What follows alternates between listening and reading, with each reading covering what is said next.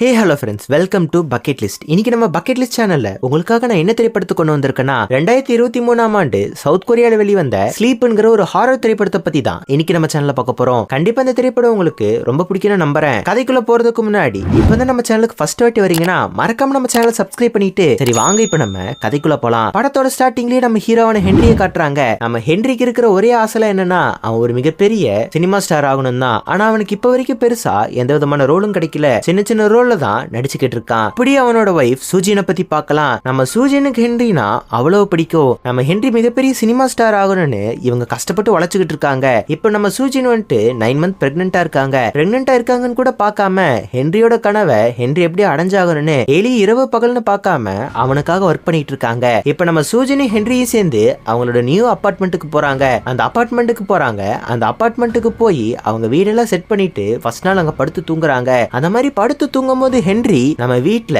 வேற யாரோ இருக்காங்கன்னு புலம்ப ஆரம்பிக்கிறான். இத பார்த்தோன்னு சூஜினுக்கு ஒண்ணுமே புரியல. சரி தூக்கத்துல ஏதாவது வளரிட்டு இருப்பான் போல இருக்குன்னு சூஜின் இதை கண்டுக்கல. ஆனா இவன் வளர்றதை நிறுத்தின உடனே சூஜின் காதுக்கு பயங்கரமான சத்தம் கேட்க ஆரம்பிக்குது. என்னடா சத்தம்னு கொஞ்சம் கொஞ்சமா போய் பாக்குறாங்க. ஆனா வீட்டுக்கு வெளியே யாருமே இல்ல. ஆனா அதுக்கு பதிலா வீட்டுக்குள்ள இருந்த ஹென்ரியோட செப்பல் வெளியே கிடக்குது. ஆனா சூஜின் இதை பெருசா இந்த விஷயத்த கண்டுக்கல.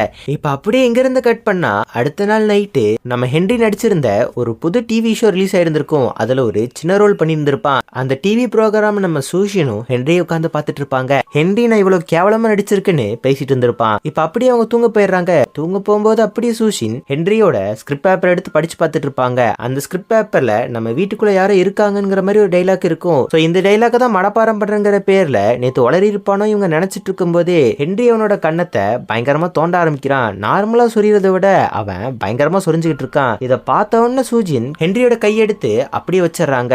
இப்ப அப்படியே அடுத்த நாள் காலையில எந்திரிச்சு பார்த்தா சூஜினோட பக்கத்து ஃபுல்லாமே ரத்தமா இருக்கு. என்னடான்னு பார்த்தா ஹென்றி நைட்டு ஃபுல்லாம கண்ணத்தை பயங்கரமா தோண்டி கண்ணை மொத்தமாவே ரத்த களரியா இருக்கும். இதை பார்த்தோன்னு சூஜின் பயங்கரமா பயந்துடுறாங்க. நம்ம ஹென்ரிக்குமே இன்னைக்கு ஒரு ஷூட் இருக்கும். மருந்தெல்லாம் போட்டுட்டு அவன் போயிருவான். ஆனா நம்ம சூஷினுக்கு இப்பதான் ஒரு விஷயம் தெரியுது. அவளோட நாய்க்குட்டிய காலையில இருந்து அவங்க பார்க்கவே இல்ல. என்னடான்னு பார்த்தா அவங்க பெட்டுக்கடியில ஒரே ரத்தமா இருக்கும். அந்த ரத்தத்தால ஃபாலோ பண்ணி பார்த்தா அவங்க நாய் பயந்து போய் கட்டிலுக்கடியில படுத்து கிடக்கும். நைட்டு நம்ம ஹென்றி அந்த நாயை அடிச்சிருப்பானோங்கிற டவுட் நம்ம சூஷினுக்கு வர ஆரம்பிக்குது. இப்ப சூஷின் வந்துட்டு அவங்க ஆபீஸுக்கு போயிட்டு தூக்கத்தில் நடக்கிற வியாதி வந்தா என்னெல்லாம் பண்ணுவாங்கங்கிறத நோட் பண்ணி பாக்குறாங்க. நம்ம ஹென்றி கிட்டயுமே இந்த விஷயத்த சொல்றாங்க. பட் ஹென்றி என்ன சொல்றானா எனக்கு அந்த மாதிரிலாம் எந்த விஷயமும் இல்ல, நீ அதை நினைச்சு பயப்படாத அப்படிங்கிறாங்க. இப்ப அப்படியே இங்க இருந்து கட் பண்ணா ரெண்டு பேரும் அப்படியே படுத்து தூங்கிடுறாங்க. ஆனா திடீர்னு ஹென்றி எந்திரிச்சு ஃப்ரிட்ஜ் கிட்ட போறான். இதை பார்த்த சூஷினுமே அவங்கள ஃபாலோ பண்ணி போறாங்க. ஆனா ஹென்றி ஃப்ரிட்ஜ் கிட்ட போய் பச்சையான முட்டையும் பச்சையான மீனையும் எடுத்து அப்படியே சாப்பிட ஆரம்பிக்கிறான். சூஷின் எவ்வளவு தடுத்தும் அவன் யார் பேச்சையும் கேட்கற மாதிரி தெரியல. சூஷின் இதை பார்த்து அப்படியே வாமிட் எடுக்கிறாங்க.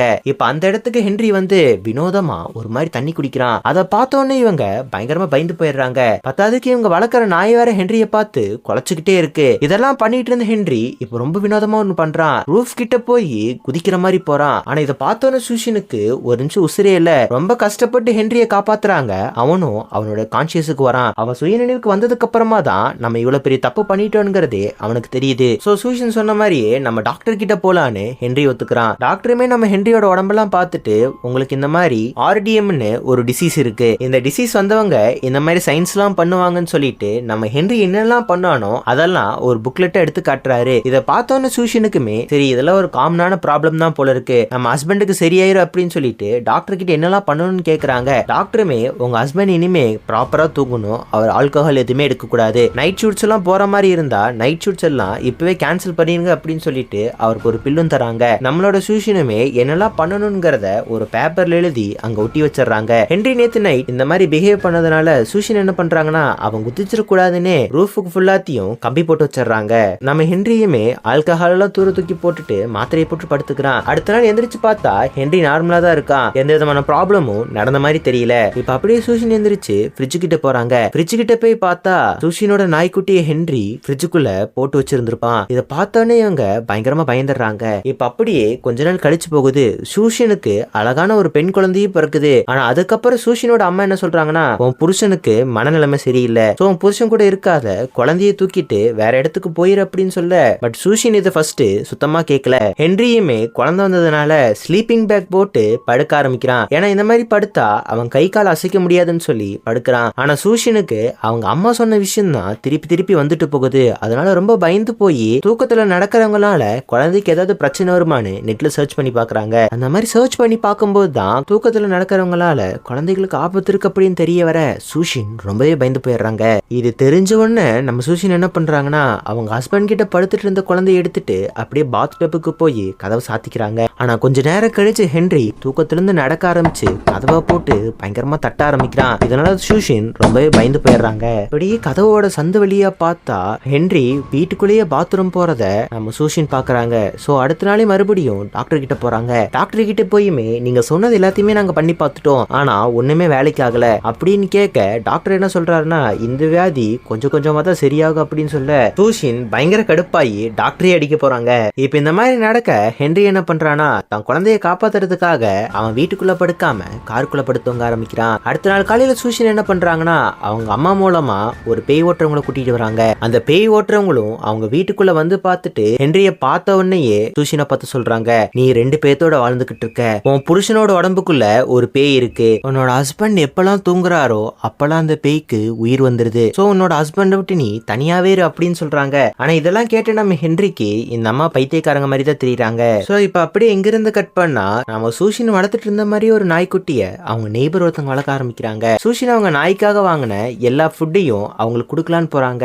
அவங்களுமே இப்பதான் இந்த அபார்ட்மெண்ட்டுக்கு புதுசா கூடி வந்திருக்காங்க. இப்ப அவங்க வீட்டுக்கு போய் பார்த்தா அவங்க வீட்டு சவுத்துக்கு மேல நகைக்கீரல்கள் ஜாஸ்தியா இருக்கு. இப்பதான் அந்த நெய்பரோட அப்பா இறந்து போயிருக்காங்க.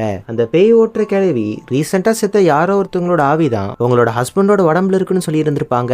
இதனால இவங்களுக்கு டவுட் ஜாஸ்தி ஆகுது. இப்ப அப்படி எங்க இருந்து கட் பண்ணா நைட் ஆயிருது. சூஜின் இப்ப என்ன பண்றாங்கன்னா அந்த லேடியோட அப்பா இறந்திருப்பாங்க பாத்தீங்களா, அவங்களோட பேரை சொல்லி அவங்க ஹஸ்பண்ட கூப்பிட ஆரம்பிக்கிறாங்க. ஆனா நம்ம ஹென்றி நல்லா தூங்கிட்டு இருக்கிறதுனால இதுக்கு அவன் பெருசா ரெஸ்பாண்ட் பண்ணல. இப்ப அப்படி எங்க இருந்து கட் பண்ணா நம்ம ஹென்றி புரண்டு படுத்து அப்படியே பெட்ல இருந்து கீழே விழுகுறான். இப்ப அந்த மாதிரி கீழே விழுகும் போது தான் பாக்குறான் அந்த பெட்டு கீழே அந்த பேய் ஓட்டுற லேடி கொடுத்த ஒரு மந்திர பேப்பர் இருக்கும். இப்ப அதெல்லாம் பார்த்துட்டு அவன் ஒய்ஃபை போய் பார்த்தா சூஜி நைட்டு ஃபுல்லா தூங்கவே இல்ல. சூஜின் இந்த மாதிரி பார்த்தவன ஹென்றி என்ன பண்றானா நீ எதை பத்தி கவலைப்படாத, குழந்தைய நான் பாத்துக்கிறேன், நீ போய் தூங்குன்னு சொல்லிட்டு அவன் ஒய்ஃபை படுக்க வச்சிடறான். இப்ப நம்ம சூஜினுமே கொஞ்ச நேரத்துக்கு அப்படியே தூங்கிடுறாங்க.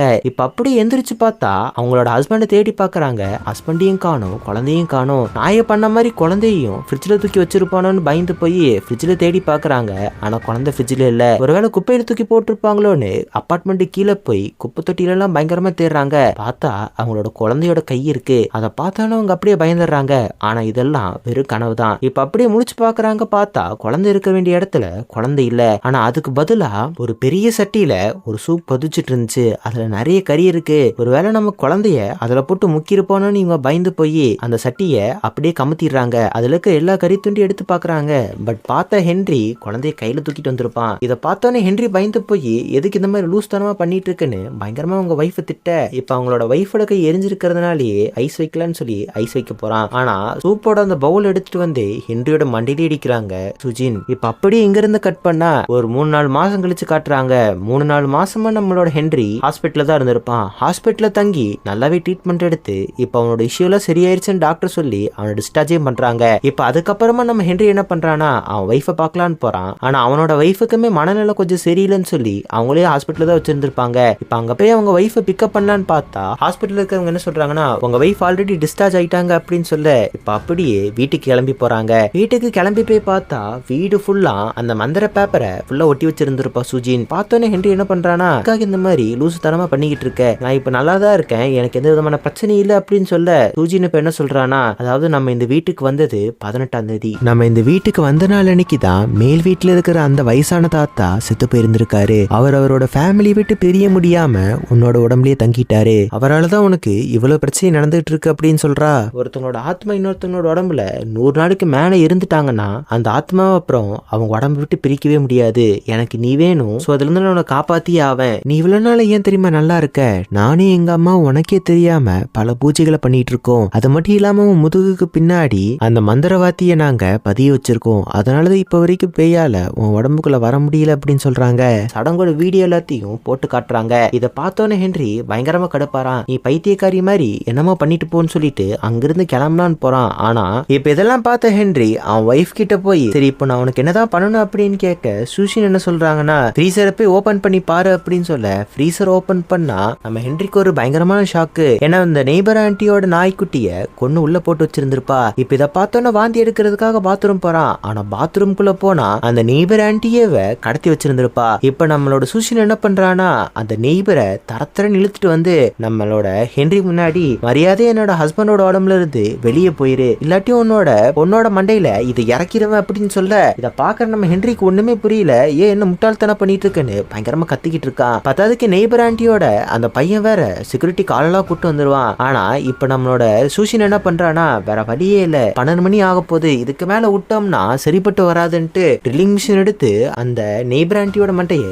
ஓட்டப்பட ஆரம்பிக்கிறா. ஆனா இந்த சவுண்டை கேட்டோன்னு அந்த நெய்பர் ஆண்டி நம்ம ஹென்ரிய பார்த்து தயவு செஞ்சு இந்த பையனோட உடம்புல இருந்து போயிருங்கப்பா, ஆத்மா உலகத்துக்கு போயிருங்க, நீங்க இங்க இருக்காதீங்கன்னு பயங்கரமா கத்த ஹென்ரியோட உடம்பு கொஞ்சம் கொஞ்சமா மாற ஆரம்பிக்குது. ஹென்றி வயசான ஆள் மாதிரியே நடந்துக்க ஆரம்பிக்கிறான். அந்த வயசான ஆளுமே ஹென்றி விட்டு போற மாதிரி நம்ம சூஷினோட கண்ணுக்கு அப்படியே தெரிய ஆரம்பிக்குது. ஃபைனலா ஹென்ரியோட உடம்புல இருந்து அவர் போன உடனேயே ஹென்றி மயக்கம் போட்டு அப்படியே கீழே விழுந்துடுறான். ஃபைனல் நம்ம ஹென்ரியை பிடிச்சிருந்த போய் அவங்களை விட்டு போயிருந்துச்சு. இனி அவங்க ஒரு ஹாப்பியான லைஃபை வாழ்வாங்க. கண்டிப்பா இந்த திரைப்படம் உங்களுக்கு ரொம்ப பிடிச்சிருக்குன்னு நினைக்கிறேன். மறக்காம நம்ம சேனலை சப்ஸ்கிரைப் பண்ணிருங்க. இதே மாதிரி எல்லா வீடியோக்கும் சப்போர்ட் பண்ணுங்க. தேங்க்யூ ஃபார் வாட்சிங் கைஸ்.